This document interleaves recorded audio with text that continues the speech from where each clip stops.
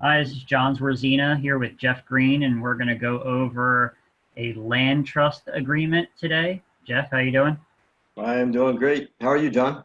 Fantastic. Why don't you explain to these fine viewers how to fill out a land trust agreement for property that they're purchasing? Well, this is most likely the number one asked question in real estate. What's a land trust? How do I use it? People don't understand it. It is very, very simple. There's three parts of a trust agreement. Basically, you've got the trustee or the manager who does the business on behalf of the trust.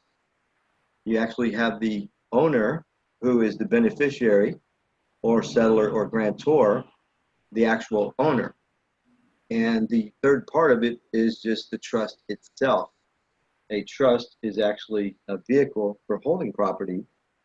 And the way we do it is for about the last 14 to 15 years, we've been buying everything in a land trust. We have LLCs as the trustees, other LLCs possibly as the beneficiary. And that's how we report it on our tax return, which is very important. Land trusts go way back, and the names of land trusts go way back. Walt Disney World actually bought all of his property that he has in Orlando, and they did it through different agents and different land trust names, and therefore he was able to get away with it because if anybody caught wind of what he was doing, they would have turned around, jacked up their prices, or wanted a lot more money for their land if they knew that they were going to build this Disney World right there in Orlando. So that's the history of the land trust. It goes way back, and there was a lot of land in Florida, and that's why they were doing land trust, because that was the easiest way to facilitate the sale. So as we spoke about that, the good parts about it and why, basically you have the date right here. A lot of lenders, they want to see UAD right here to the right of the date under agreement dated. So a lot of times we'll put that, depending on if you're using hard money, private money, or if anybody really cares, but they put UAD under agreement dated and then put the number right there. So here you have Instinctive Measures Inc., one of our corporations. They're the beneficiary or actual owner of the property. Now, you're not going to see them in public records. It's not going to show up anywhere, and this trust agreement goes in your file cabinet. The only people that actually only ever see it is if you go to a title company to sell it, they want to make sure they're selling it to the right people and giving the right people the proceeds. So it's very basic. You've got your beneficiary or actual owner. You've got your trustee or manager, which is Palm Beach Investor Association as trustee. And then you basically got our P.O. box. You come down here and you name it. Here we named it PBC CRA because we're in Palm Beach County. CRA could stand for a lot of different things, Community Redevelopment Agency or Community Restoration Agency, but we do the initials. That way nobody knows who really owns it. A lot of times we'll buy in certain neighborhoods and all of a sudden so will somebody else. I'd like to get a bunch of properties in a good neighborhood once I find a really good one before everybody else. So basically we name the land trust on number one. Number two is the trust property. It's a little repetitive, but that's the whole idea of a land trust. So it says down here, to wit, PBC CRA 5792 Land Trust. And then this is very important because otherwise the trustee shall hold title in Palm Beach Investors Association, LLC as trustee and not personally of Palm Beach Investors Association, LLC. Now that's very important because the trust itself could be sued, but they don't really know who the beneficiary is. They would have to take trustee or manager into court just to get them to divulge who the actual owner of the property is. That's about the only way. And the trustee could actually resign. He could be in another state. There's all kinds of ways of making this to your advantage, not only for selling properties, and the deed would never change. You would always say PBC CRA 5792 Land Trust if it was a cash transaction and another investor bought it, which investors sell each other properties in and out of land trust all the time because they realize there's not a lot of closing costs. Because the deed is staying the same, you're just changing a few of the documents, which would be the change of trustee or change of beneficial interest. Now, this is verbiage here, trust purpose. You can read that if you want.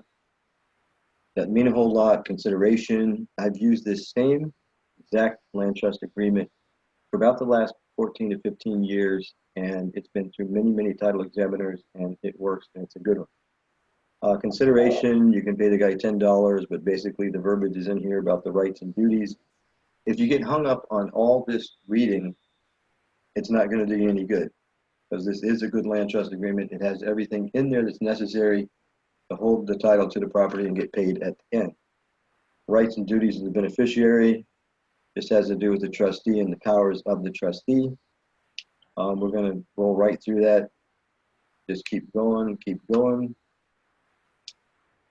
And it's all basically verbiage, just like a lot of stuff. Liability, compensation, the beneficiary jointly agrees to give the guy $100 per year for his or her services as trustee. There's a lot of attorneys that will be the trustee. They do that as a service, so you'll see like whatever the attorney's name is as trustee of whatever the name of the land trust, and that attorney, if he does it for a business and charges money, you know, he may have 1,000 out there, but that's not his properties. He's just a trustee or the manager. That kind of takes the, you know, if you don't really want everybody to know what you have or where it's at, that's a good way of it. And you could actually have judgments. You could have a lot of other things, and you could still buy and sell these properties because this is like a separate entity. All right, so we'll keep moving along. Removal of trustee, resignation of trustee. Everything's a document. You can change a trustee with a document. You can change the beneficial interest if you're the beneficiary. There's a few other forms that can be very good. All right, so we're going to keep going.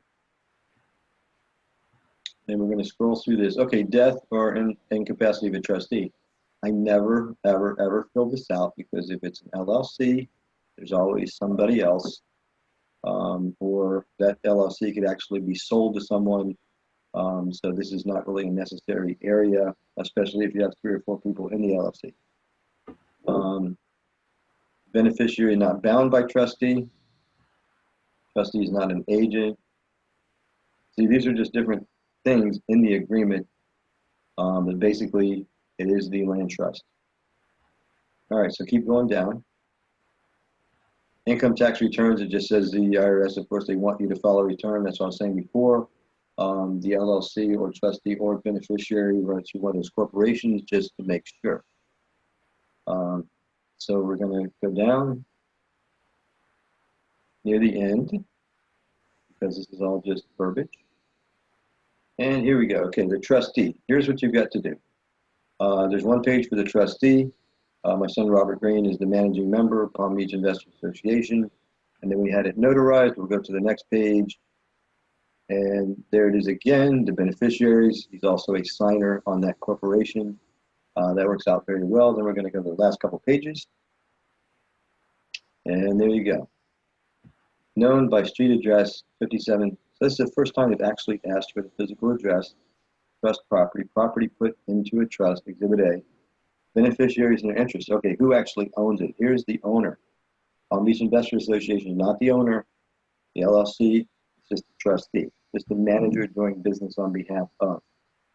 So these are the people that would actually get paid right here. I believe it's a very simple thing. I've been using this so many years, and if anybody has any questions on it, I mean, once you've done one and filled it out, there's only certain areas to fill out, and you're good. And the reason I use it is it's very easy to buy or sell a property in and out of a trust. There's actually a clause in the mortgage where it actually states you're allowed to put it into a trust or an LLC for asset protection or estate planning. There's just so many good reasons to do this, but I don't have to sell you on it. I use it on it every day, every time we make an offer, and we just love it. It's the greatest vehicle that was ever invented. So thank you for your time. What do you have to say, John? No, perfect. I wanted to add that I went to the Palm Beach County site as well and typed in 5792 Mango Road, and even though you don't own this property anymore, Jeff, but the previous sale, it says Palm Beach Investors Association LLC trustee, and that's it. Do you have that up? I can pull that up right here. So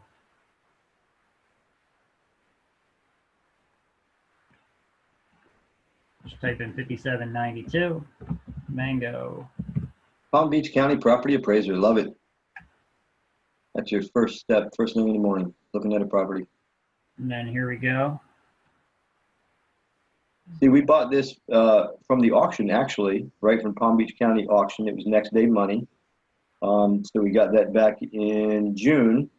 And by October, we had already sold it. And that looks like a decent number, about 45,000. I mean, the proof is right there. Oh, actually, it is already on here that another individual had bought it. Sometimes these things are so far behind until it's crazy. But now there's 45 sitting there. Of course, we had some cost in it, but we did a minor renovation, more of a lipstick type thing. And we all made some money. Life is good. So. Great. All right, perfect. If you guys like the video, like the YouTube page, subscribe to our YouTube channel, and check back for more videos on real estate topics. You have anything else to say, Jeff? No, that's great. I can't wait to do another one. I think the next one will be on buying houses at the auction. We do that a lot. And all parts of this real estate just seem to be so difficult, but they're not. I mean, we're doing it. We're buying from the auction. We're buying from, different sites. We're developing relationships with agents that have property, but that part, they come and go because if they have product or don't have product, but you never know. All of a sudden they call you out of the blue and, hey, do you want this property? I'm like, sure. It beats us, calling people or sending out postcards and the signs and all that. It's always great to have incoming calls. Definitely. So another tidbit. Definitely. All right. Remember to subscribe to our YouTube channel, like the video. This is Jeff Green and John Rosina signing out. You guys have a nice day. Have a great day until the next one. Thank you and goodbye.